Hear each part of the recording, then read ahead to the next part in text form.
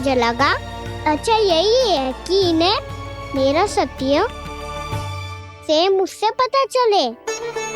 वैसे भी मैया से भीड़ छुपा के मुझे अच्छा नहीं लगता बाबा। इतने वर्षों में मैं जब जब मैया से कुछ भी छुपाता था तब तक मेरी हृदय को भी पीड़ा होती थी।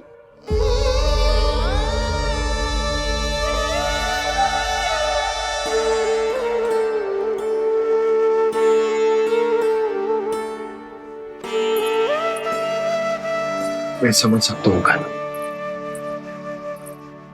क्या सोच रहे हो? कछु ना। क्या कछु ना? पता भी है ये सारे बालक कल रात से भूखे हैं। दो कान्हा चल।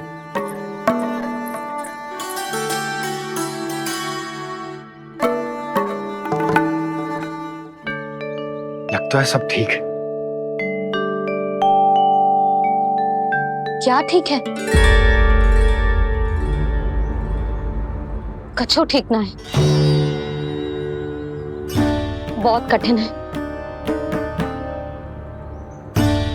पर मैं प्रयास कर रही हूं कि स्वयं को समझा पाऊं कि मेरा लल्ला मेरे प्रभु श्रीहरि का अवतार है।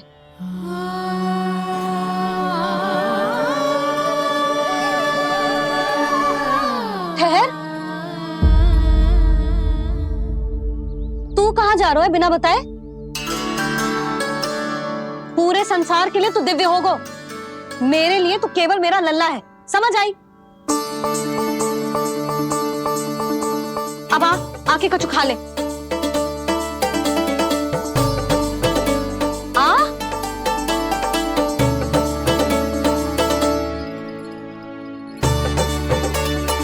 ले खा।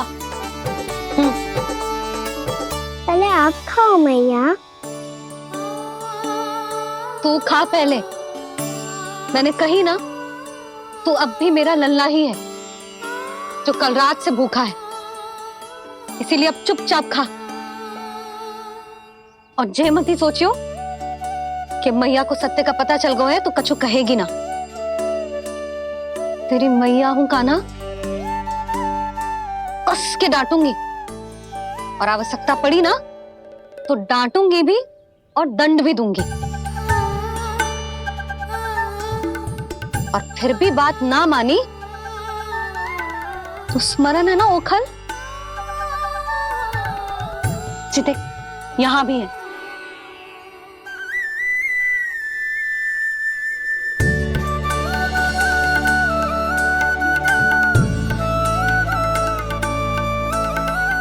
आपकी डांट फटकार और दंड में फूलों से भी अधिक मिठास है भैया। प्रेम है तेरा ऐसा निराला, विवश हो कर आए जगपाला।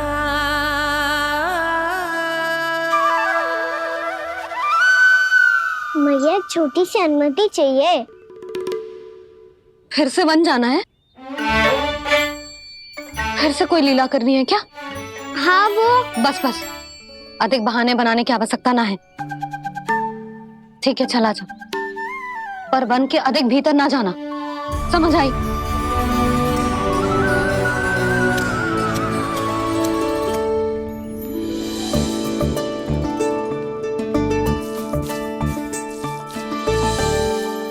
चलो मिल गई अनुमति।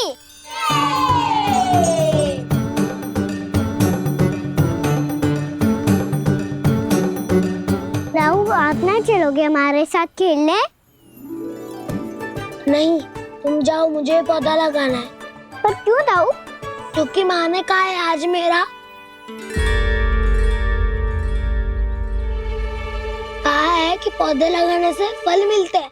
पर पौधा तो लगो, फल ना है। इतने शीघ्र फल नहीं आते कान्हा, कम से कम 1 वर्ष प्रतीक्षा करनी पड़ती है। तो 1 वर्ष के बाद इसी पौधे के नीचे बैठ के फल खाएंगे। आज के विशेष दिन को स्मरण रखना सिखाओ। सब स्मरण रखना। बस अपने दाऊ का जन्मदिन ही भूल जाना तुम। वैसे आज के दिन की एक और विशेष बात है। आज माँ को बनाने की आवश्यकता भी ना पड़ी, उसके बिना ही वन जाने की अनुमति मिल गई। जय हुई ना बात। अब चलो।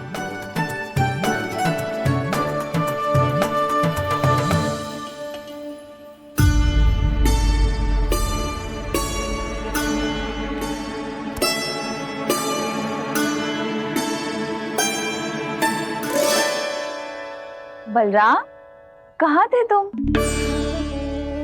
अच्छा, तुम्हें पता है महर्षि गर्ग ने मेरी विनती स्वीकार कर ली है। तुम्हारे जन्मदिन के विशेष अवसर पर तुम्हारे लिए विशेष पूजा करेंगे वो। जो किसी को स्मरण ही ना रहे, वो कैसा विशेष अवसर? क्या हुआ? किसी ने शुभकामनाएं नहीं दी? सखा बोले तो कोई बात नहीं, पर छोटा भाई भूल गया माँ। क्या? ये कैसे संभव है? वही तो मैं भी सोच रहा हूँ माँ। पूरे संसार की हर छोटी से छोटी बात जिसे ध्यान रहती है, वो अपने बड़े भाई का जन्मदिन कैसे भूल सकता है? सुनो सुनो सुनो, ये तो अच्छा करो कि तुम सबने से किसी ने भी दाऊ को पता ना चलने दिया कि उनका जन्मदिन हमें स्मरण है। पर अब हमें उनके लिए कुछ ढूंढना होगा। हाँ, हम सबकी ओर से कोई ना कोई विशेष उपहार। तो फिर गौंस का ध्यान कौन रखेगा? और कौन? तुम। गैया मैया की तो समस्या ना है, पर जब बछड़े मेरे वश में ना आते, इन्हें तो कान्हा ही संभालेगा। अच्छा ठीक है, पर तुम सब जाओ और कुछ अनोखा ढूंढ कर लाओ। गए सब? अब इनकी अनुपस्थिति में शांति से अघासुर का अभिमान भंग करूंगा। इसे क्या लगता है ये मुझे अपने जाल में फंसा लेगा? इसके मित्रों को मृत्यु के जाल में ऐसे फंसाऊंगा मैं कि ये रक्षा की भिक्षा मांगेगा मुझसे।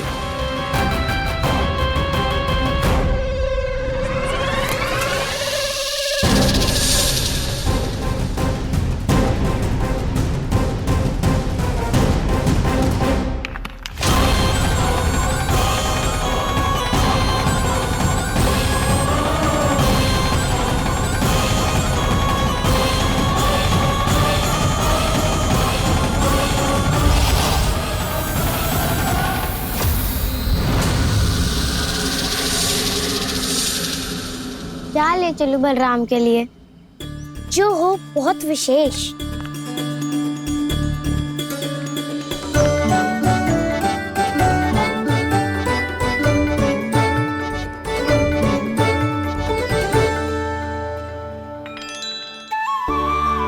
ये फल उसे बहुत प्रिय है।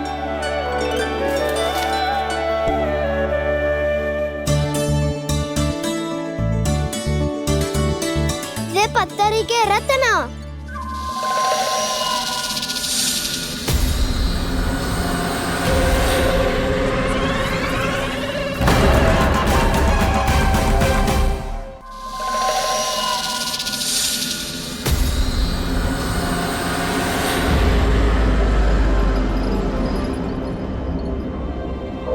सका, अजगर। भयभीत मत हो वसंता, ये तो केवल एक कंदरा है। अजगर हो तो ऐसे मुंह खोल के थोड़ी ना बैठे रहते हो। और नहीं तो क्या, पर एक बात तो है, आज तक ऐसा कछु ना देखो। अद्भुत। चलो भीतर चल के देखते हैं, क्या पता बलराम के लिए कुछ अनोखा, कुछ अद्भुत मिल जाए। जो गंदरा बाहर से इतनी सुंदर लग रही है, उसके भीतर कछु न कछु सुंदर मिलेगा ही। तो सस्ते में अजगर हुआ तो कान्हा है ना, बच्चा के बाहर निकाल देंगे, जैसे स्वयं बकासुर के देह से बाहर आया था।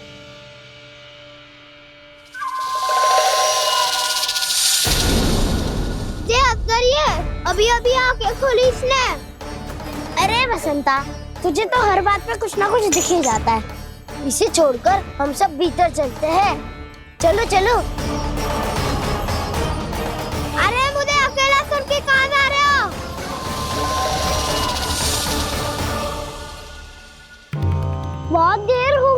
मुझे अकेला देखकर भी अगासुर ने अभी तक आक्रमण नहीं किया।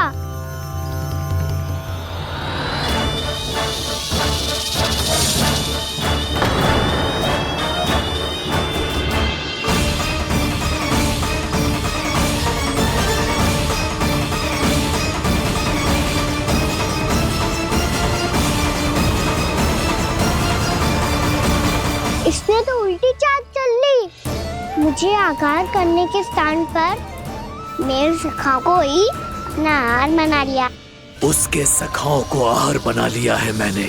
अब उस विष्णु अवतार को इनकी रक्षा करने आना ही पड़ेगा, और तब मैं उसके प्राण लेकर अपना प्रतिशोध पूरा करूंगा। गैया मैया, अपना ध्यान रखना। मुझे सखा को मुक्त कराने जाना होगा।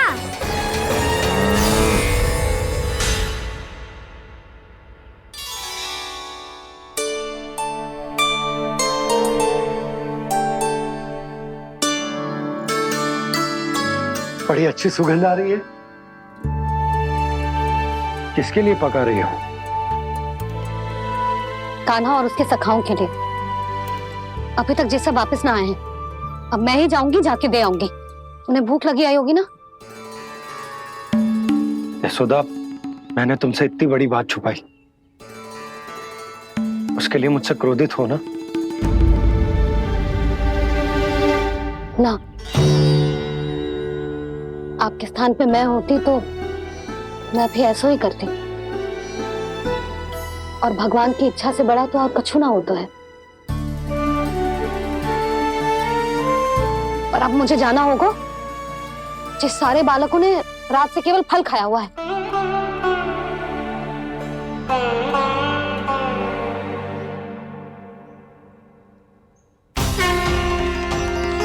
कान्हा, कान्हा, कान्हा,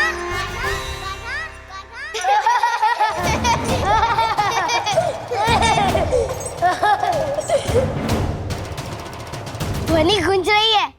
ये कंदरा ही है। चलो और भीतर चल के देखते हैं।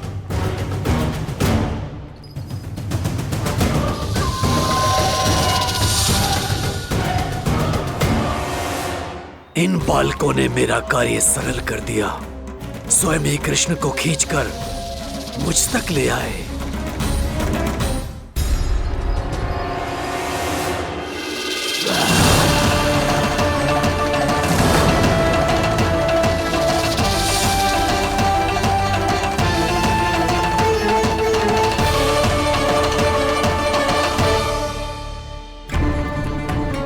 कहाँ गए ये सब? दिखाई नहीं दे रहे। ये यहाँ खड़ा क्यों है? भीतर आ बालक, ताकि तुझे और तेरे सखाओं को एक साथ बचा लूं मैं।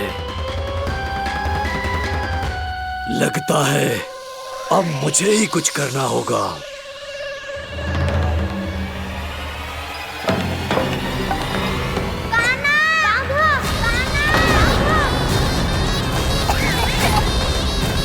बसंता!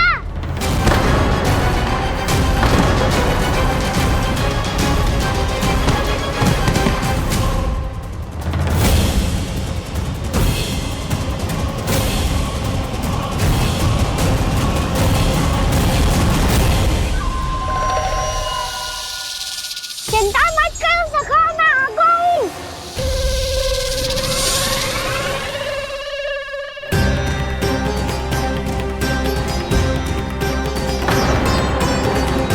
मेरे सखाओं को शिकार बना के तुमने बहुत बड़ा पाप किया अगासुर। अब तुम्हें इसका दंड दूंगा मैं।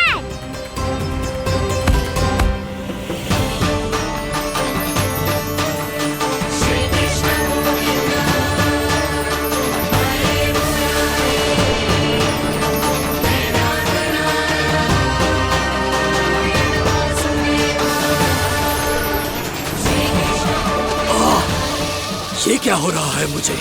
कैसी माया है ये?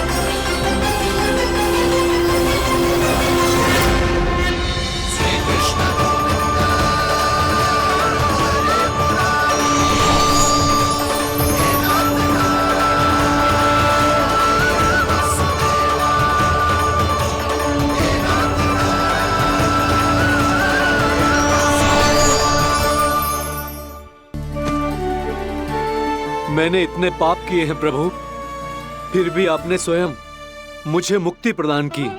ऐसा सौभाग्य मुझे क्यों मिला प्रभु? ये तो होना ही था अगासुर। यही था विधि का विधान। पूर्व जन्म में तुम राक्षस शंखचूड़ के पुत्र थे, युवा थे, बहुत बलवान और कामदेव के समान। आकर्षण होने के कारण बहुत गर्व हो गया था। एक दिन एक बहुत ही ज्ञानी और बलशाली ऋषि उसी नदी में स्नान कर रहे थे, जिसके स्वच्छ जल में स्नान करके तुम अपनी कांति को और भी अधिक बढ़ाने आए थे।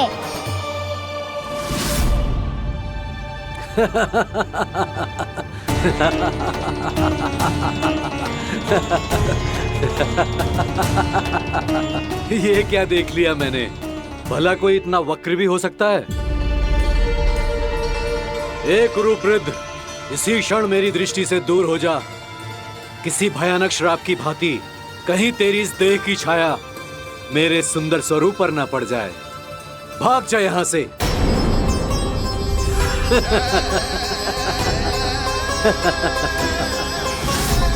अभी भान में आकर तुमने ऋषि अक्षावर का उपहास उड़ाया। उन्हें तुम्हारे व्यवहार पर बहुत क्रोध आया और इसीलिए तुम्हें विनय का पाठ पढ़ाने के लिए उन्होंने तुम्हें श्राप दे दिया। तुझे अपने अभिमान का पश्चाताप न हुआ तो इस ऋषि का तपोबल व्यर्थ है। मैं तुम्हें श्राप देता हूं ऐ मूर्ख। तू इसी क्षण ब्रह्मांड का सबसे क्रूर सर्प बन जाएगा, क्रूर सर्प बन जाएगा।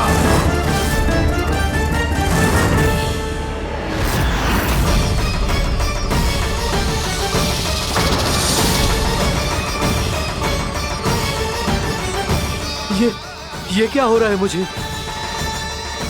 मेरी त्वचा,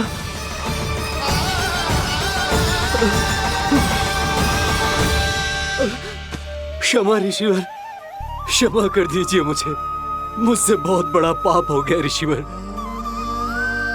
मैं मूढ़ हूं, अज्ञानी हूं मैं, किंतु अब मुझे अपनी भूल का आभास हो गया है ऋषिवर। पश्चाताप की अग्नि में जल रहा हूं मैं। आप तो कृपालु हैं, दयालु हैं, मुझ पर कृपा करें, मुझ पर कृपा करें। क्षमा कर दीजिए मुझे, क्षमा कर दीजिए। मैंने तुम्हें क्षमा किया अघासुर, पर मैं चाहकर भी अपना श्राप वापस नहीं ले सकता। पर तुम्हें वरदान अवश्य दे सकता हूं। तुम्हें अपने श्राप युक्त जीवन से मुक्ति स्वयं श्री विष्णु के कर कमलों से मिलेगी, विष्णु के कर कमलों से मिलेगी।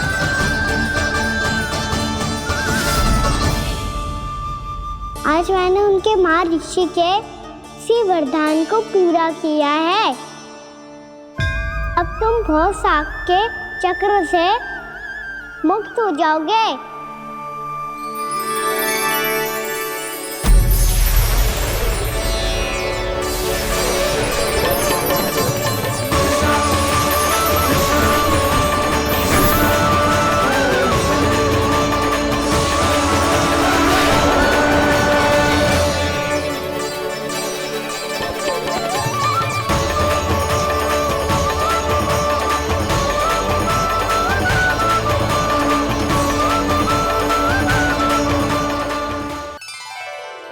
कान्हा, मेरा लल्ला, तू चिंता मत कर। तेरी मैया तो है ना? मैं तो तुझसे सदैव उतना ही प्रेम करूंगी। जैसे आकाश अंतहीन होता है ना, वैसे ही तेरी मैया का प्रेम तेरे लिए अंतहीन है, अथाह है। आप सही कह रही हो मैया। वैसे एक सत्य ये भी है कि इस संसार की हर मैया की संतान में तो हूँ और हर जननी है मेरी मैया।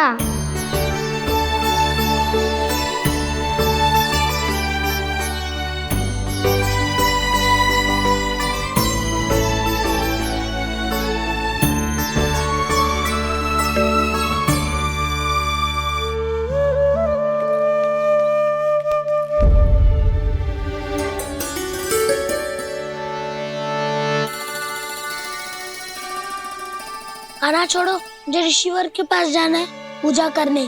चले जाना दाऊ, पर ये तो बता दो आज इतना विशेष क्या है कि महर्षि ने आपके लिए पूजा रखी है? मुझे नहीं पता। बताओ ना दाऊ, बोलो ना। संसार के किस कोने में क्या घटना घट रही है तुम्हें अच्छी तरह पता होता है। बस यही नहीं पता कि आज तुम्हारे दाऊ का जन्मदिन है।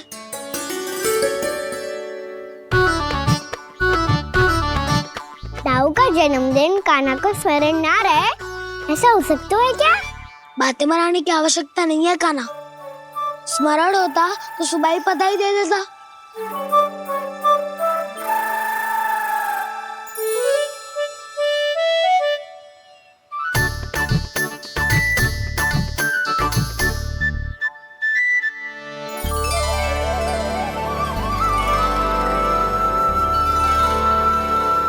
सुबह बधाई दे दी तो अभी अचानक से ये उपहार देख के आपको चकित कैसे करता?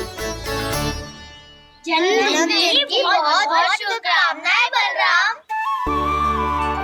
तो ये मेरी ओर से, ये मेरा उपहार।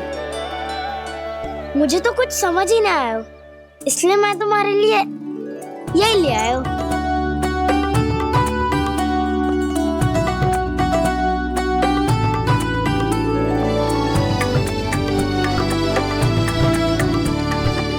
अब तो मुझसे क्रोधित ना हो ना दाऊ। अब भी क्रोधित हूँ। ये उपहार नहीं चाहिए था मुझे तो बस सबसे पहले तुमसे ही बधाई लेनी थी, और वो तुम वन जाने से पहले दे सकते थे ना। भूल हो गई दाऊ, छोटा भाई हूँ ना, क्षमा कर दो ना। बोलो ना दाऊ, अपने कान्हा को क्षमा ना करोगे?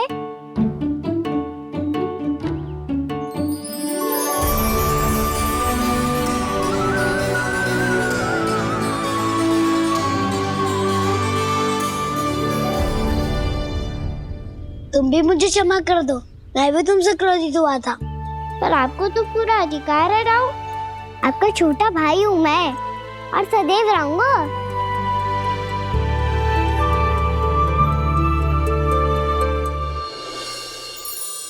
पर दाऊ, आपके पौधों में तो अभी तक फल ना है। ओहो, मैंने कहा तो था फलों के लिए 1 वर्ष प्रतीक्षा करनी पड़ेगी।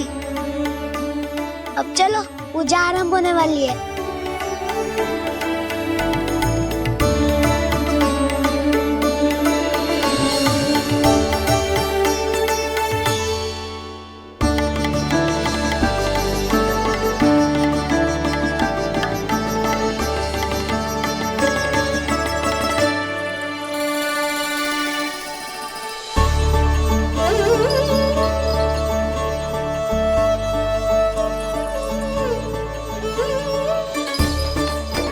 चलो सब जन गौचारण के लिए जानो है कि ना?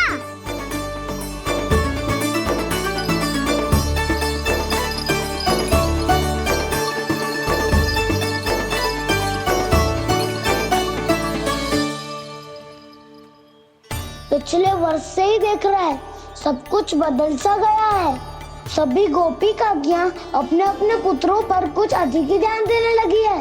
कान्हा के व्यवहार में भी कुछ तो परिवर्तन है। यहाँ तक कि गायों का व्यवहार भी अपने बछड़ों के लिए पहले से अलग हो गया है। अवश्य ही मुझसे कुछ ना कुछ छिपा रहा है कान्हा, उससे पूछना होगा। क्या हुआ? इतने निश्चिंत होकर कैसे बैठे हो? बछड़ों का ध्यान कौन रखेगा? चिंता मत करो दाऊ, बछड़ों को ऐसा और गैया को ऐसा रखा है मैंने। नहीं, हम सब ने प्रतिदिन की तरह आज कोई गड़बड़ नहीं होगी। जे का कर दियो कान्हा, आज फिर तुमने ध्यान ना दियो। फिर से गैया बछड़ों को दूध पिला रही है और प्रतिदिन ऐसे ही होता है। और तू यहाँ बैठे बैठे क्या कर रहा है? कितनी बार तुझसे कही है बछड़ों को गैयों से दूर रखियो।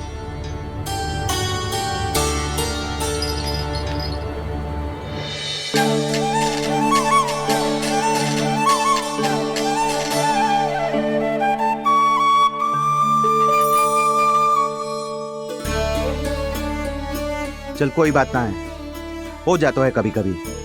आगे से ध्यान रखियो।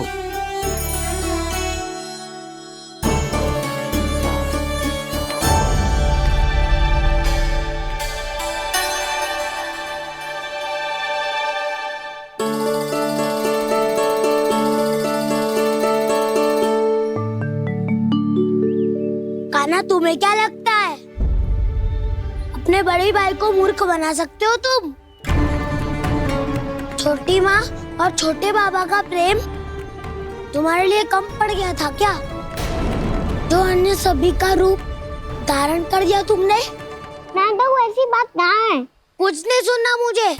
प्रेम के लिए इतने लोभी हो गए हो तुम कि तुमने अपने सखाओ और बछड़ों का हस्ताक्षर ले लिया, उन्हें उनकी माँओं से दूर कर दिया। मैंने ऐसा कुछ नहीं किया दाऊ, मेरी बात तो सुनो। बोलो, क्या सुनाना है ऐसे शब्द? तुमने ये सब क्यों किया कान्हा? ब्रह्मा जी के कारण, ब्रह्मा जी के कारण। हाँ दाऊ, उन्हीं के हट के कारण मुझे ये लीला करनी पड़ी, और अब इसे पूरी करने में मुझे आपकी सहायता की आवश्यकता है। मैं वापस वहीं जाना होगा जहाँ से ये सब आरंभ हुआ था, महर्षि घर के आश्रम के निकट।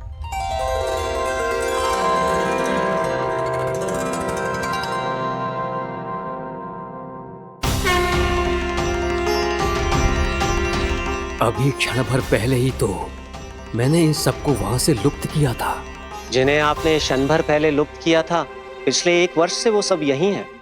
1 वर्ष से? आप भूल रहे हैं ब्रह्मदेव, ब्रह्मलोक का एक क्षण पृथ्वी के 1 वर्ष के समान है। इसीलिए पिछले 1 वर्ष से ये सभी बालक और बछड़े यहीं पर हैं, ब्रह्मलोक में। तब फिर वहां कौन है? वही जिन्हें आप पहचानने से भी मना कर रहे हैं, पहचानने से भी मना। प्रभु श्री नारायण के पूर्ण अवतार श्री कृष्ण। ये कैसे संभव है? अर्थात वो सभी सखा जो बछड़ों को चारण करा रहे हैं, वो सभी स्वयं श्री कृष्ण ही हैं, और वो बछड़े जो चारण कर रहे हैं, वो सब भी श्री कृष्ण ही हैं। प्रभु इस लीला को पिछले 1 वर्ष से अनवरत चला रहे हैं। किंतु ये तो असंभव है देव ऋषि। जहाँ श्री कृष्ण है वहाँ सब संभव है ब्रह्मदेव। श्री कृष्ण जानते थे आप क्या कर रहे हैं। वो ये भी जानते थे कि आपका उद्देश्य उनके सखाओं और बछड़ों को हानि पहुंचाना नहीं है, पर 1 वर्ष के लिए इन सब का लुप्त हो जाना गोप गोपियों को बहुत दुखी कर देता। इसीलिए श्री कृष्ण ने अपने आप को सखाओं और बछड़ों के अनेकानेक रूपों में विभाजित कर लिया और उनके माता पिता के साथ रहने लगे, ताकि सबका जीवन वैसा ही चलता रहे जैसे पहले चल रहा था। इसका अर्थ है कि मुझसे बहुत बड़ी भूल हो गई है देव ऋषि, कि मैंने साक्षात प्रभु पर संदेह किया, उनकी शक्तियों पर शंका व्यक्त की, जबकि सत्य तो ये है कि प्रभु के सामने मेरी शक्ति कुछ भी नहीं है, मैं कुछ भी नहीं हूं। मुझे उनके पास जाना चाहिए, अपनी भूल के लिए क्षमा याचना करनी चाहिए।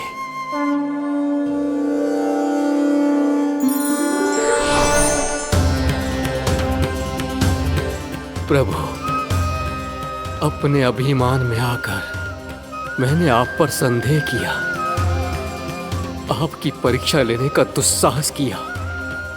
मुझे क्षमा कर दीजिए प्रभु, मुझसे बहुत बड़ी भूल हो गई, पर फिर भी आपने सत्य दिखाकर मुझ पर कृपा कर दी। अभी का ब्रह्मदेव, सत्य दिखाना तो अभी शेष है।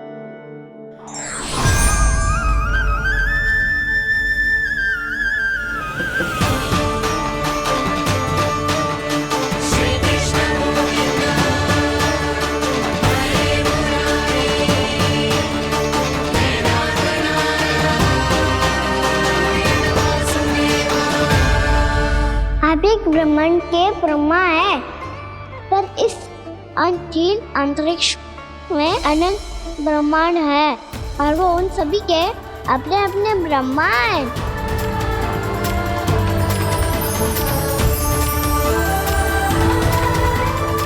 और ये संपूर्ण सृष्टि मेरे भीतर समाई हुई है।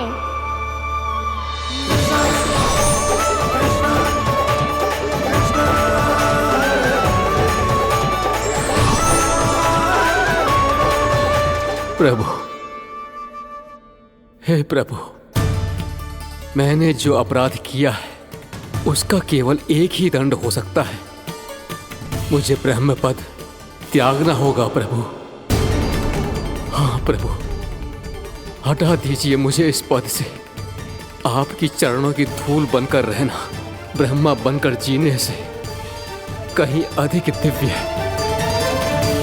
बल्कि आपके सखाओं और आपकी प्रिय गायों की चरणों की धूल बनना ब्रह्मा बनने से कहीं अधिक भाग्यशाली है।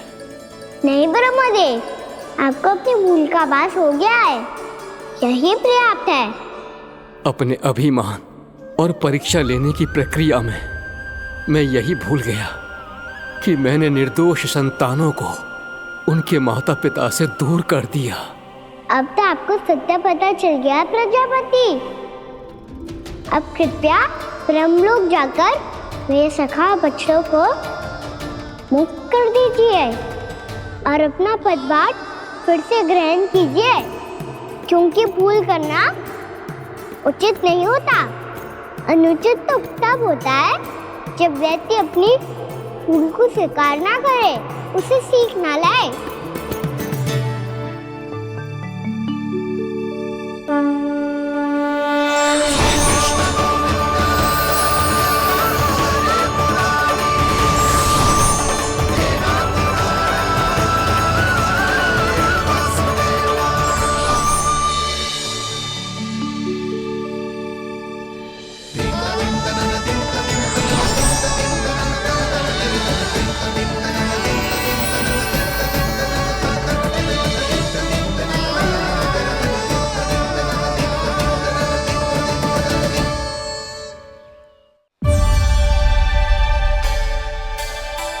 जाने कब आग लग गई थी। हाँ, मैं भी बैठे बैठे ही सो गया। वो तेरी नींद आई। मुझे तो ऐसा लग रहा है कि मैं पूरे 1 वर्ष तक सोया था। तुझे बड़ी बड़ी बातें बनाने की अतिरिक्त और आता ही क्या है।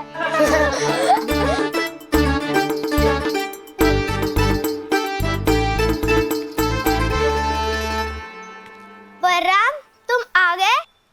जन्मदिन की बहुत बहुत बधाई हो। हाँ, जन्मदिन की बहुत बहुत बधाई हो बलराम।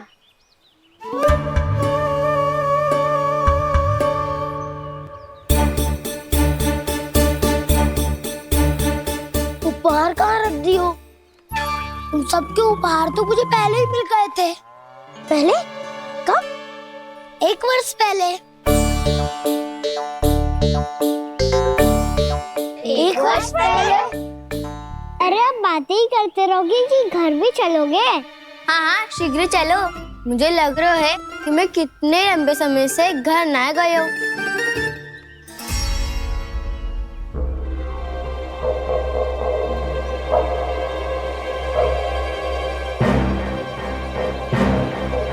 अरे, अगासुर की देह कहाँ गई? पंचतत्वों से बनी थी, पंचतत्वों में मिल गई। इतनी शीघ्र? अभी कुछ समय पहले ही तो कान्हा ने हमारी रक्षा करने के लिए उसका संहार किया था। पिछले 1 वर्ष में जो जो हुआ है सभी ने कैसे पता चलेगा कान्हा? मेरी स्मृति इनकी स्मृति अदाऊं। मैं जो भी करता हूँ उसमें ये सब तो सम्मिलित होते ही है।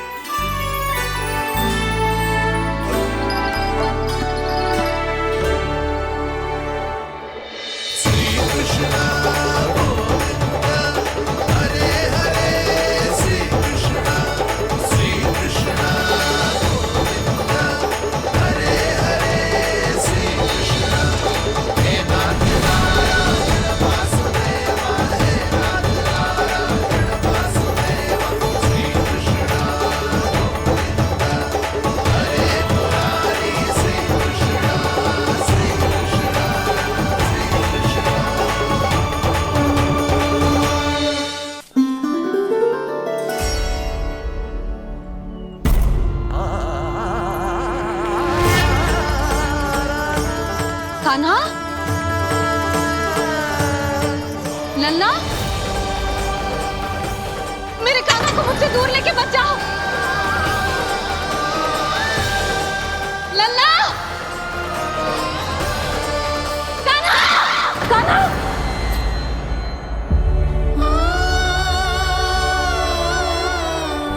क्या हुआ जीजी? कोई बुरा स्वप्न देख लियो क्या? कान्हा कहाँ है? मेरा कान्हा? और कहाँ होगो? गोचारण के लिए अपने सखाओं के साथ वन में भटक रहा है। अभी थोड़े समय में आ जाएगा। इसी मार्ग से आते हैं ना सब? हाँ भाभी। कहाँ रह गो लल्ला? कब से प्रतीक्षा कर रही है तेरी मैया।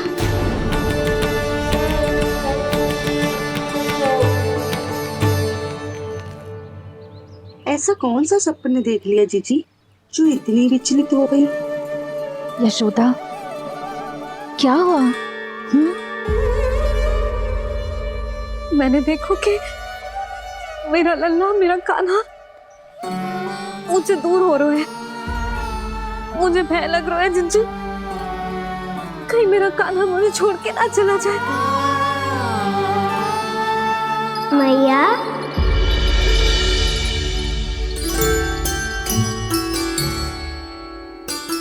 मैं कहीं ना गयो मैया, यही तो हूँ मैं।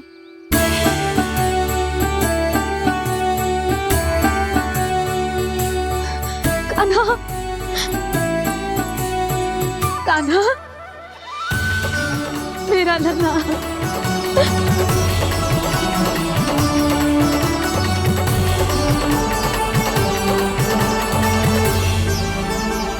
कहाँ चला गया था तू?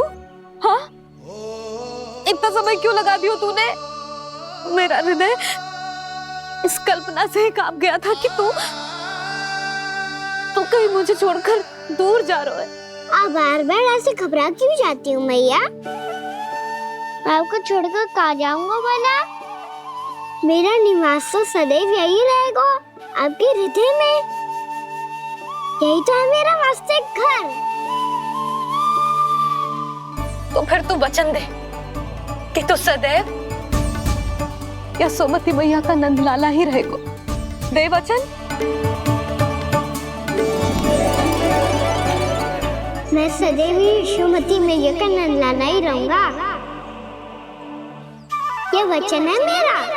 यशोमती मैया के नंद लाला,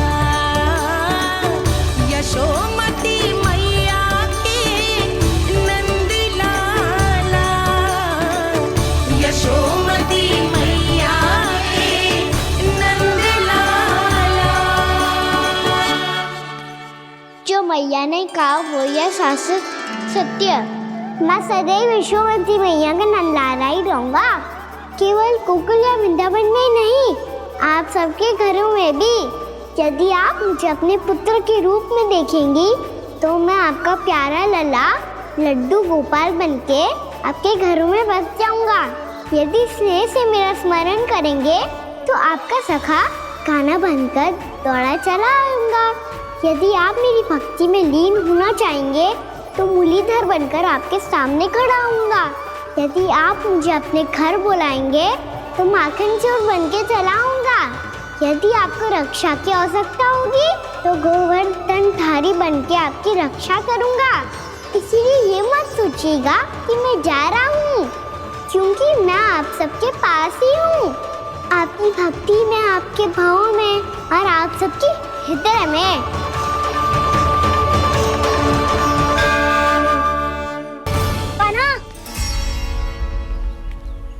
तुम्हें पता है कि तू भगवान है, दिव्य है, बहुत शक्ति है तुझ में, पर फिर भी हम तुझे विषैले जल में ना जाने दे सकते। कुछ होगा तो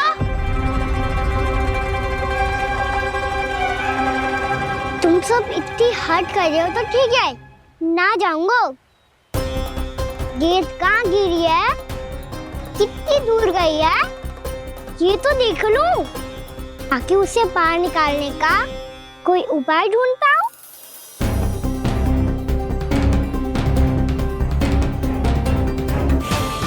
हाँ। श्री कृष्ण गोविंद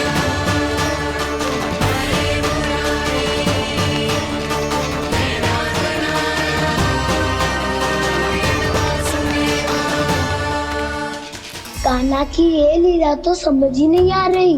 पहले इसने देवश्री नारद को मथुरा जाकर कंस को भड़काने के लिए कहा, फिर स्वयं ही दुखी भी हो गया कि अब इसका रहस्य सबके सामने खुल जाएगा।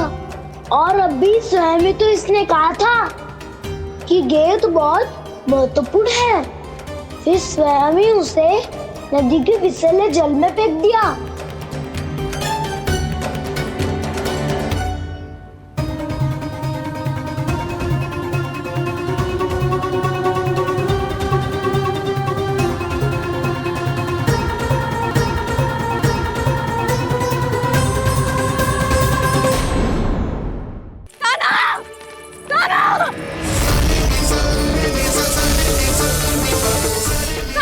यशोदा, यशोदा रुको। छोड़ दो मुझे, छोड़ दो मुझे। जीजी संभालो, बावली हो गई है। जीजी संभालो। देखो अब कैसे तुम्हारे अस्थियों को तोड़कर छोटे छोटे टुकड़ों में बदल दूंगा मैं।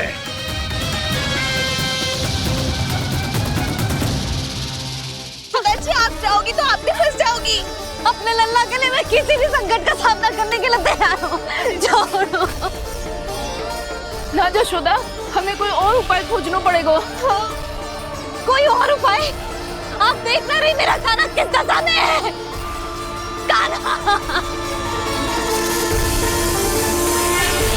मैया के वश में नहीं है, नहीं तो ये अपने लल्ला के लिए साक्षात काल का भी सामना कर ले। ये तो केवल कालिया नाग है। हे नागराज, आप मेरे प्राण ले लो पर काना को छोड़ दो।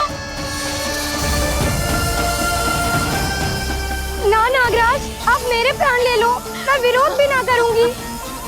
ना नागराज, आप मुझे मार दो पर मेरे काना को छोड़ दो। ना ना ना ना नागराज, मेरे प्राण ले लो, हमारे काना से क्या शत्रुता है आपकी? प्रभु के लिए जो प्रेम यशोदा मैया के हृदय में है, वही इन सभी गोपियों के हृदय में भी है।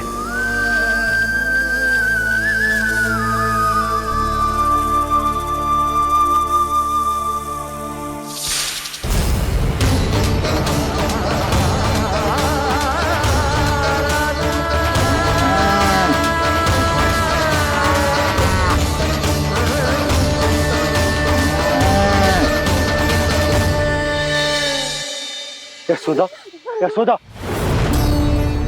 देखो इन गोपियों को, इन गैयाओं को, इन सब के मन में भी तुम्हारी भांति ही ममता भरी हुई। वो सब भी कान्हा से उतना ही प्रेम और स्नेह करती है, उतनी ही ममता से भरी हुई है जितनी कि तुम। तो तुम ही सोचो, जिसके साथ इतनी ममता और इतना स्नेह, इतना प्रेम, उसका कोई क्या कर सकता है? उस काले नाग का वेश इस सब आशीर्वादों के सामने कछु न है। कछु करो जी। उसे बोलो वो मेरे प्राण ले ले, मेरे काना को छोड़ दे। यशोदा,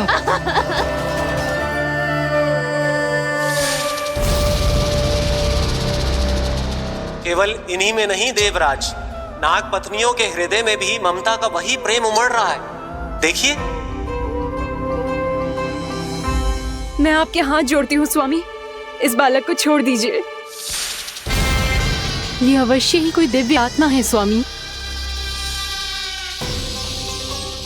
हम आपसे विनती करते हैं स्वामी, इस नन्हे बालक को हानि मत पहुंचाइए स्वामी। मेरी पत्नियां मेरे ही शत्रु के लिए विनती कर रही हैं। अब यदि इसके पक्ष में एक शब्द भी कहा तुम सबने, तो मैं इस बालक से पहले तुम सबके प्राण ले लूंगा। हो रहा प्रसन्न नाग कालिया, विजय को निश्चित जान।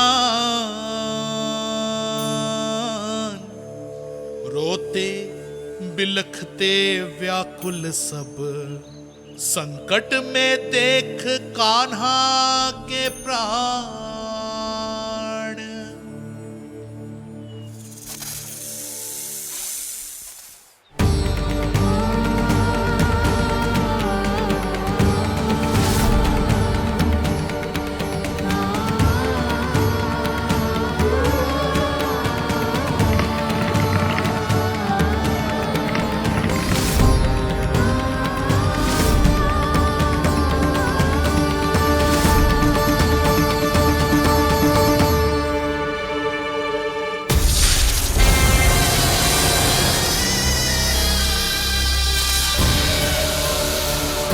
कुछ करो जी, मेरे लल्ला को बचा लो, कोई तो कुछ करो।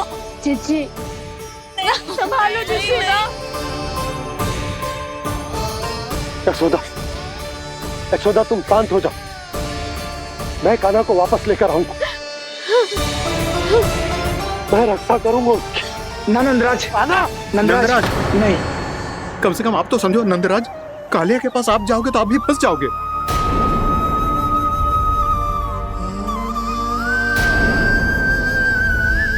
बलराम, तेरा भाई इतनी भीषण संकट में है और तुझे जरा भी दुख ना हो रहा? क्या आप सब अब तक नहीं समझ पाए कि कान्हा सच में कौन है? छोटे बाबा, आप तो उसका सत्य जानते हैं ना?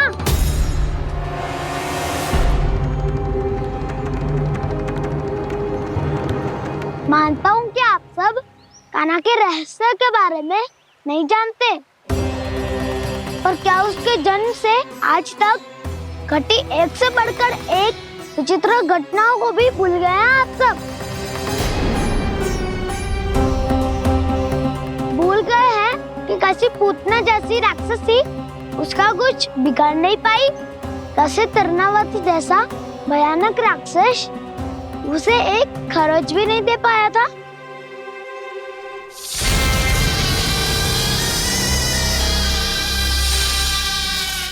आप सबने अपनी आंखों से देखा था ना, बकासुर से कान्हा की रक्षा करने देवता स्वयं आए थे, पर सत्य तो ये है कि वो सभी देवता भी उस असुर के सामने असमर्थ हो गए थे।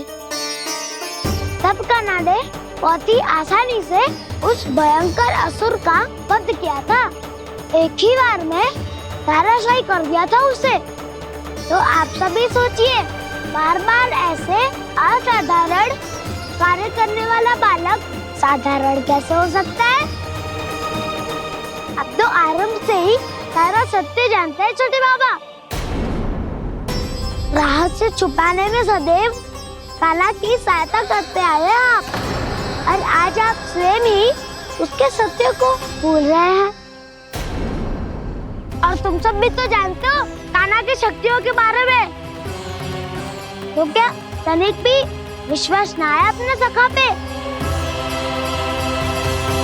बलराम, जे तू क्या कह रहे है?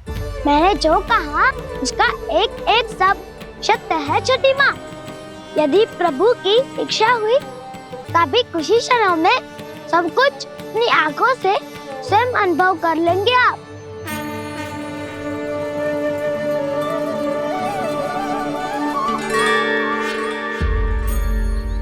शांताकारं भुजगशयनं पद्मनाभं सुरेशं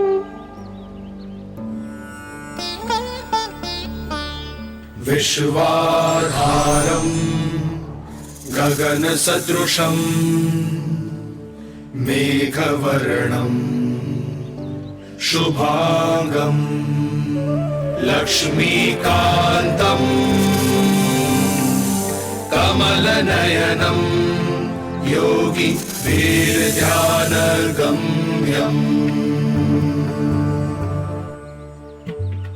वन्दे विष्णुं भवभयहरं सर्वलोकैकनाथम्।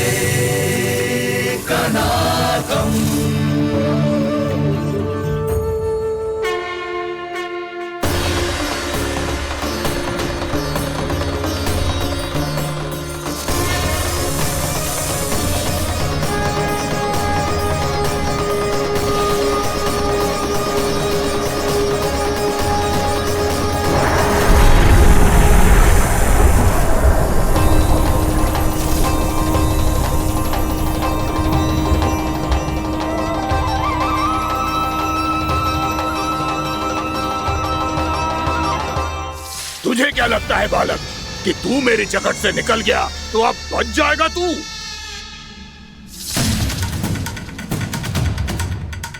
मेरे विष से अपनी प्राण रक्षा करने में सफल रहा, मेरी जकड़ से भी छूट गया, पर मेरे दंश से नहीं बच पाएगा।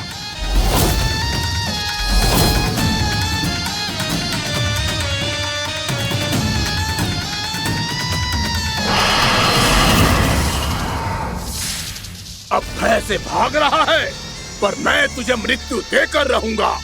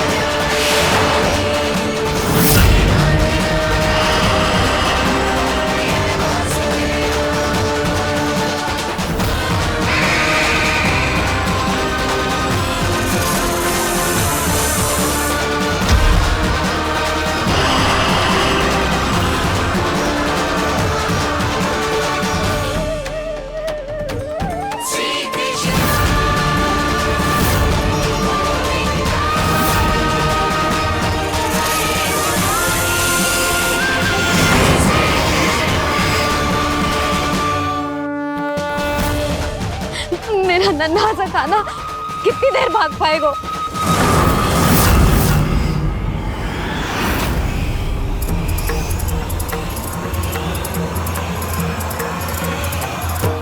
और कितनी प्रतीक्षा करोगे मेरी भक्त कालिया? भक्त नहीं, काल हूँ मैं तेरा। जब अहंकार का मुकुट बुद्धि को ढक लेता है तो भक्त अपने भगवान को भी नहीं पहचान पाता। व्यर्थ की पहेली में मत उलझा बालक, ना मैं भक्त हूँ और ना तू भगवान।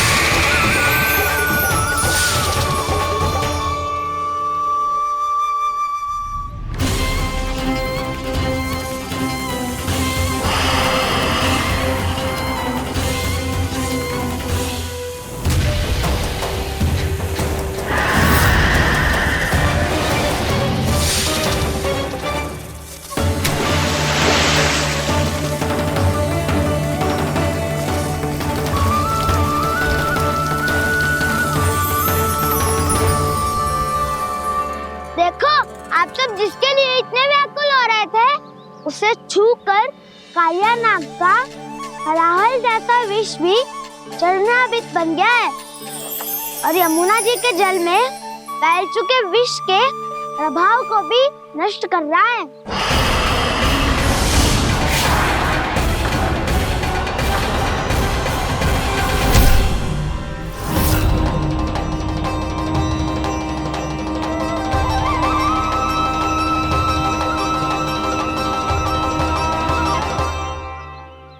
धर्म रक्षक अधर्म विनाशक प्रभु श्री कृष्ण का कौशल सचमुच अद्वितीय है।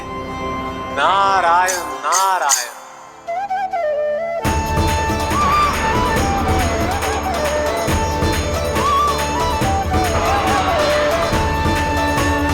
मेरा भार तुम्हारे भीतर के अहंकार का प्रतीक है कालिया।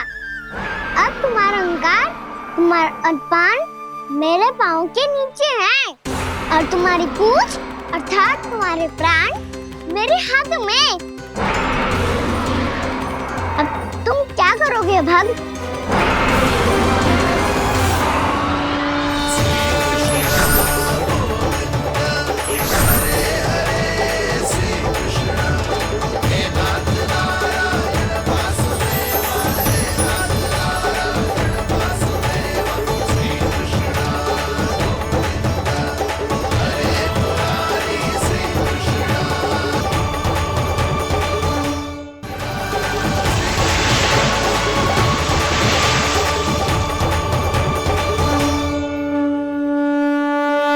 प्रभु, भले ये आपको पहचानने में असमर्थ हो, पर हम सब ने आपको पहचान लिया है। हाँ प्रभु, एक भक्त होने के नाते और एक अर्धांगिनी और माँ होने के नाते मैं आपसे इनके प्राणों की भिक्षा मांगती हूँ। अपनी कृपा दिखाइए और इन्हें क्षमा कर दीजिए। आपके लिए मित्र और शत्रु में कोई अंतर नहीं प्रभु। उसी तरह आपकी कृपा और दंड में भी कोई अंतर नहीं। दोनों दया ही तो हैं, अकारण ही किसी को प्राप्त नहीं होती। हमें विश्वास है कि हमारे पति को मिला ये दंड कोई अभिशाप नहीं है, आपका वरदान है। ये सत्य है प्रभु कि इनसे बहुत से पाप हुए हैं। इनके विष से बहुत सारे जीव जंतु को हानि पहुंची है, पर अब आपके चरण इनके शीश पर पड़ गए हैं। ऐसी कृपा तो बड़े बड़े महान महात्माओं को भी दुर्लभ है, और इन्हें प्राप्त हुआ तो अवश्य ही ये किसी महान पुण्य का ही फल है। हे प्रभु, उन्हीं पुण्य कर्मों की शक्ति का आह्वान कर मैं आपसे विनती करती हूँ, इन्हें प्राण दान दीजिए। मैं अपने इस भक्त को क्षमा अवश्य करूंगा देवियों, यदि ये अपने अहंकार को त्याग कर मुझे पहचान ले तो।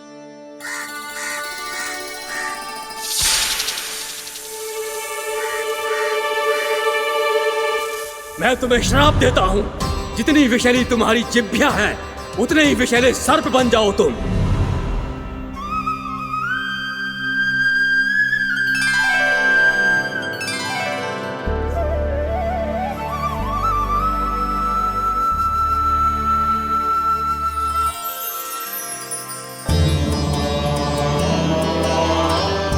नारायण, मुझे क्षमा कीजिए नारायण।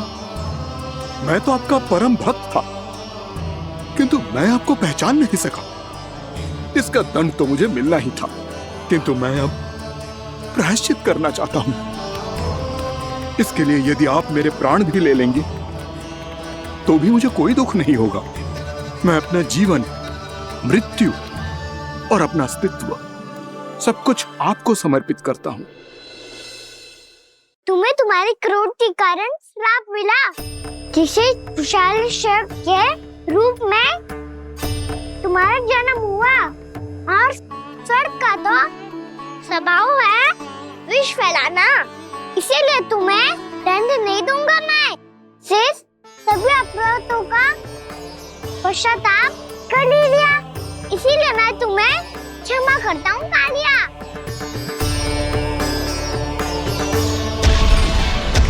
पर तुम्हें यहाँ से दूर समुद्र के बीच जाकर रहना होगा, जहाँ किसी निर्दोष का जीवन तुम्हारे विष से प्रभावित ना हो। मैं चाहकर भी आपकी इस आज्ञा का पालन नहीं कर सकता। मैं असमर्थ हूँ प्रभु, क्योंकि यदि मैं इस क्षेत्र को छोड़कर गया तो मेरी मृत्यु निश्चित है। आपसे क्या छुपा है प्रभु? आप तो जानते हैं कि सर्प जाति और आपके वाहन गरुड़ के बीच अनंत शत्रुता चल रही है, जिसका प्रारंभ नागों के द्वीप नागालय से हुआ था। उस द्वीप पर छोटे जीवों को निगल जाने के लिए सर्प थे, और गरुड़ को सर्पों का स्वाद बहुत प्रिय था, इसलिए वो बार बार नागद्वीप जाने लगा था। पर इस कारण पूरी सर्प जाति उससे आतंकित हो गई थी। इसलिए जब भी गरुड़ वहां पहुंचता तो सभी सर्प छिपने लगते। जब गरुड़ को इसका आभास हुआ तो उसे बड़ा क्रोध आया, और वो उत्तेजना में भरकर सर्पों का शिकार करने लगा। भूख ना होने पर भी उन्हें मारने लगा। अब सर्पों के प्राण हरना उसके लिए खेल बन गया था। इस भीषण समस्या का समाधान ढूंढने के लिए पूरी सर्प जाति महान सर्प वासुकी के सामने इकट्ठी हुई। हे महान वासुकी, हमारी सहायता कीजिए। नागद्वीप पर गरुड़ ने आतंक मचा दिया है। पहले तो वो हमें अपना भोजन बनाता था, लेकिन अब हम उसके खेल का साधन बन चुके हैं। भूख हो या ना हो, जब तब आकर वो हमारे प्राण हर लेता है। अनुचित हिंसा के इस प्रथा का आरंभ सर्पों ने ही किया है। पहले आप सबने पूरे द्वीप पर अधिकार कर लिया, फिर आहार के साथ साथ आनंद के लिए भी आप सभी ने निर्दोष जीवों की हत्या की। और जब सृष्टि का संतुलन बनाए रखने के लिए गरुड़ आपको अपना आहार बनाने आया, तो आप सब अपने प्राणों की रक्षा के लिए छिपने लगे। तो फिर गरुड़ का उत्तेजित होना तो स्वाभाविक ही था। नागनाथ, जो हमने अन्य जीवों के साथ किया वही अब हमारे साथ हो रहा है, परंतु ये भी तो सृष्टि के संतुलन के विरुद्ध ही है ना? अवश्य है, इसलिए मैं गरुड़ से चर्चा करूंगा। धन्यवाद प्रभु।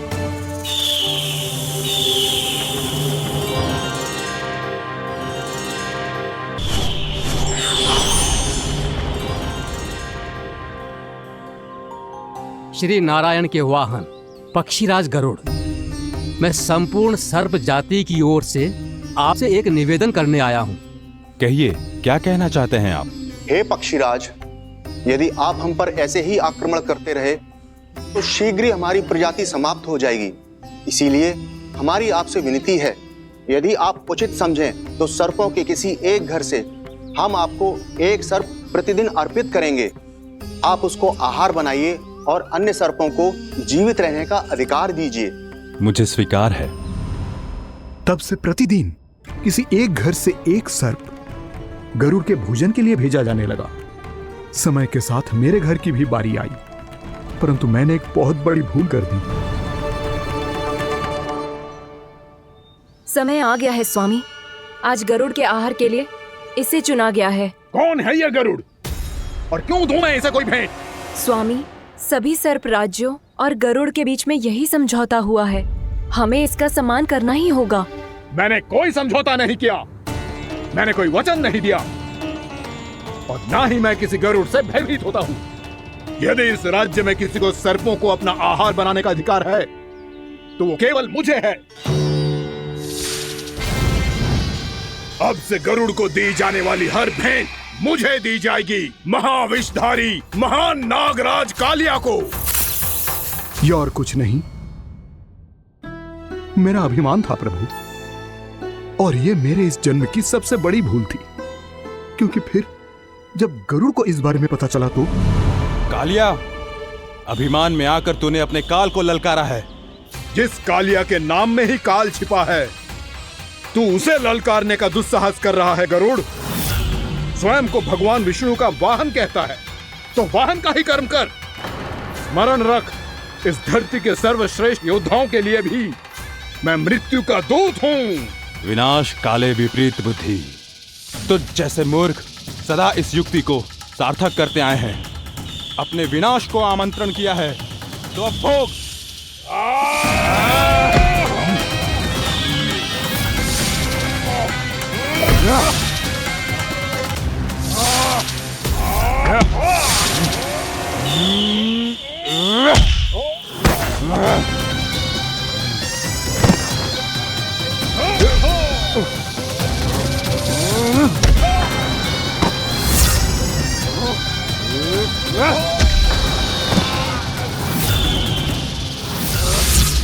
जिसने मेरा भोजन चुराने की धृष्टता की है वो इसी योग्य है। तू मुझे जानता नहीं है गरुड़, मैं महाविषधारी नाग कालिया हूँ। तेरा इतना दुस्साहस कि तूने मुझ पर चरण से प्रहार किया।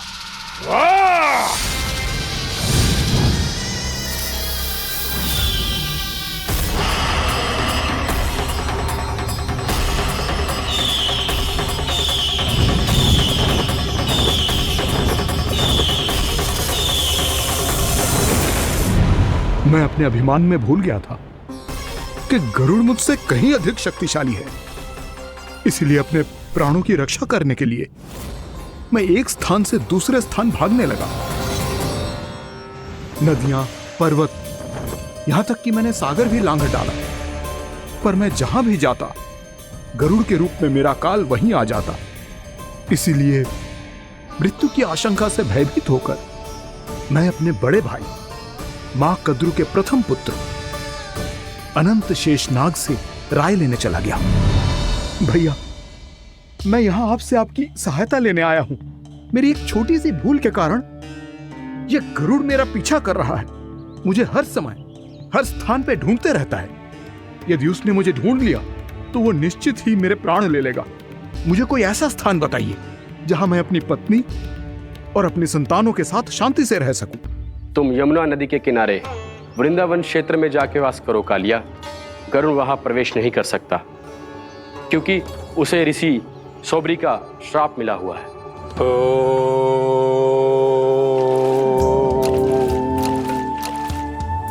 ध्यान और तपस्या का नित्य कर्म करते हुए ऋषि के मन में मछलियों के प्रति प्रेम भाव इतना बढ़ गया कि वो भूल गए सभी जीव खाद्य श्रृंखला का भाग होते हैं और मछलियां भी इस नियम की अपवाद नहीं है। उन्हें मछलियों की अटखेली इतनी अच्छी लगने लगी कि वो इस क्षेत्र के मछुआरों को भी मछली पकड़ने की अनुमति नहीं देते थे।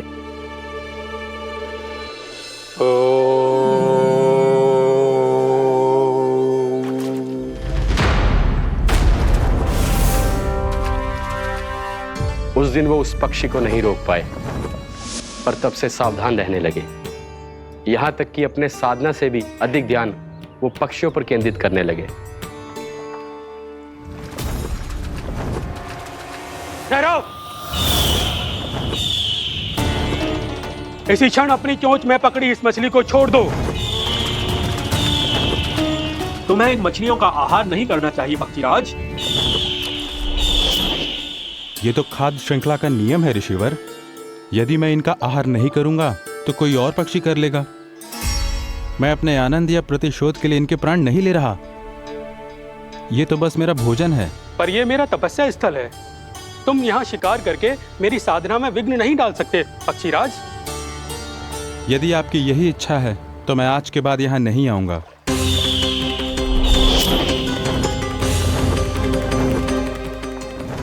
पर आज ये मछली मेरे आहार के रूप में पकड़ी जा चुकी है। मैं वचन देता हूँ ऋषिवर, इस स्थान पर यह मेरा अंतिम शिकार होगा।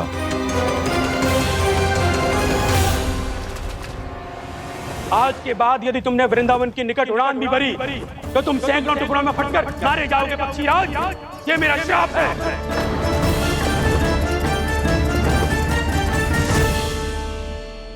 और इसीलिए भैया शेषनाग के सुझाव के अनुसार मैं यहां आ गया। पर अब यदि मैं कहीं और जाऊंगा तो मेरे प्राण नहीं बचेंगे प्रभु। निश्चिंत रहो कालिया, अब से गरुड़ तुम्हें कोई हानि नहीं पहुंचाएगा। अब तुम्हारे फनों पर मेरी पक्षिंग बन गए कालिया, इसीलिए अब से तुम्हें गरुड़ से कोई भय नहीं होगा। निश्चिंत होकर अपने परिवार के साथ गहरे समुद्र में चले जाओ और सुख से शांति से निवास करो। पर ध्यान रहे निर्दोष जीवों को हानि ना पहुंचे। आपने मुझे जीवन दान दे दिया प्रभु, इस उपकार से मैं कृतज्ञ हूँ प्रभु। आदेश दीजिए, मैं आपकी सेवा कैसे करूं? तुम्हारे जल क्षेत्र से 1 कोटि कमल पुष्पों को लेने की अनुमति दे दो कालिया। यही मेरी सेवा होगी प्रभु। ये तो मेरा सौभाग्य होगा।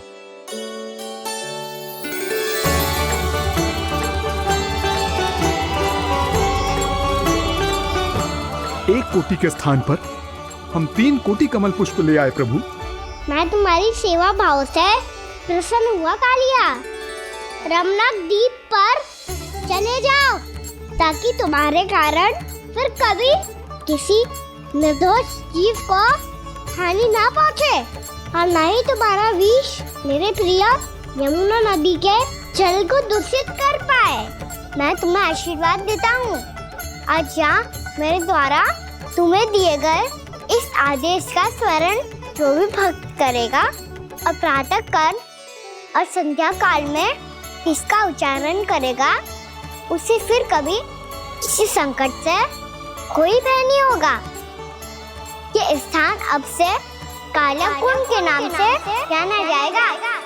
यहाँ पर स्नान करने वाला और देवताओं को इस क्षेत्र से जल का अधर देकर प्रसन्न करने वाला भक्त यदि मेरा स्मरण करके पास रखेगा तो वो अपने सभी पापों से शीघ्र ही मुक्त हो जाएगा।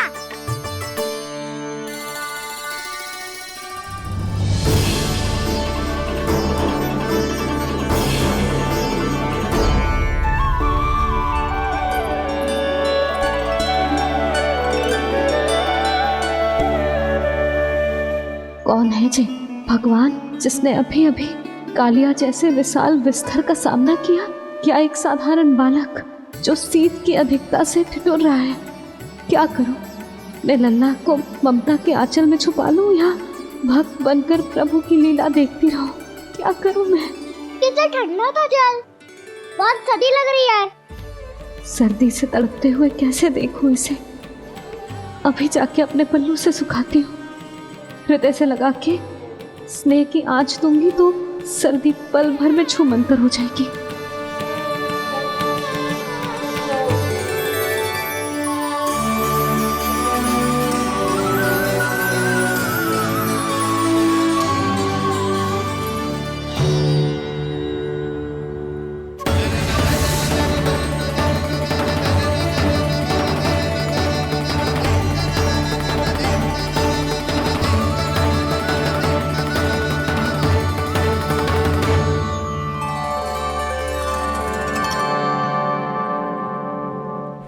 मेरी आवश्यकता ना है इसे। ये तो सच्ची में भगवान ही है जिसकी ठंड दूर करने के लिए स्वयं द्वादश आदित्य प्रकट हो गए हैं।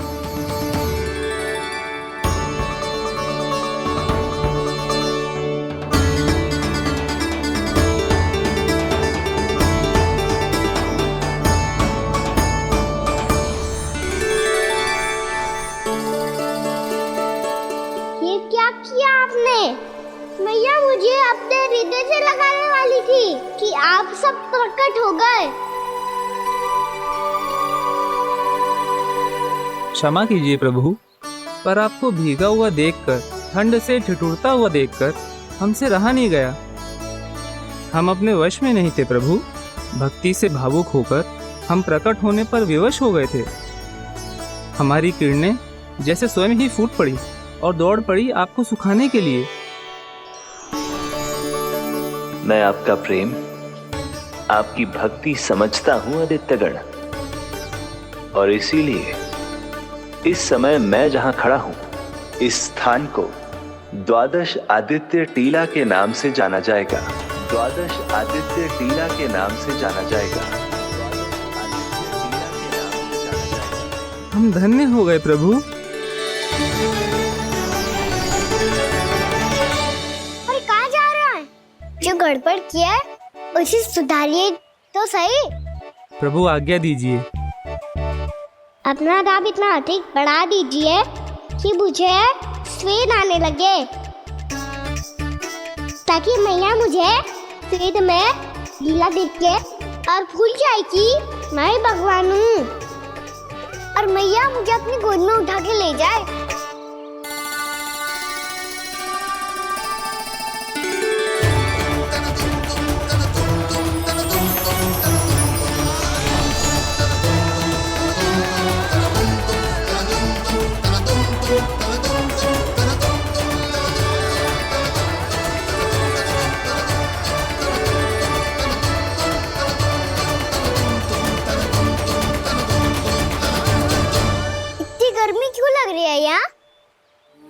स्वेद की एक बूंद भी आती थी तो मैं अपना आंचल लेकर पहुंच जाती थी इसके पास। जानती ही नहीं थी कि ये तो स्वयं वायुदेव को आदेश दे सकते हैं कि वो बहने लगे और उसका सारा स्वेद सुखा दे। वायुदेव की आवश्यकता नहीं है मैया, मुझे आप ही चाहिए। लगता है जिस बात का भय था वही सत्य होने लगी है। भैया मेरे भगवान रूप को भूल नहीं पाएगी, और अब मेरे लिए उनके सत्य छुपा कर रख पाना कठिन हो जाएगा। कृष्णा कृष्णा हरे कृष्णा कृष्णा कृष्णा मुरली मनोहर कृष्णा गोपाला गोविंदा हे दामोदरा।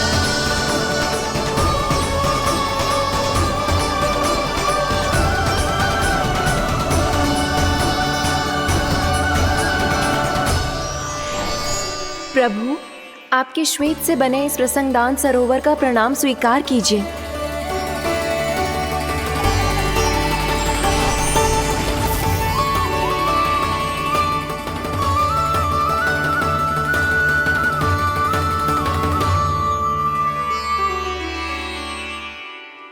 ओहो, इस चमत्कार को देखकर भैया को और भी अधिक विश्वास हो जाएगा कि मैं भगवानी हूँ। अब कैसे मनाऊं मैया को कि मैं इनका लाई हूँ। बाबा है ना, अब तो यही सहायता करेंगे। श्री कृष्ण गोविंद हरे हरे, श्री कृष्ण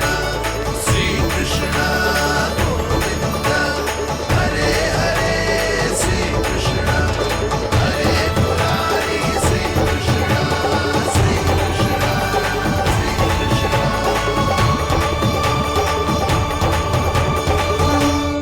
बाबा एक कोटी ना, मैंने तो 3 कोटी कमल पुष्पों का प्रबंध कर दिया है और चिंता करने की आवश्यकता ना है।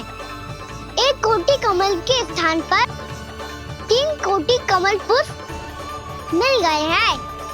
हाँ कान्हा, मैं उचित संदेश के साथ ये सारे पुष्प उस कंस के पास भिजवा दो। महाप्रक्रमी कान्हा की जय, वृंदावन रक्षक कान्हा की जय, महाप्रक्रमी कान्हा की जय। भानु जी नंदराज, बाकी गांव वालों को लेकर ये सारे पुष्प इकट्ठा करो और कंस के दरबार में पहुंचाओ। जी।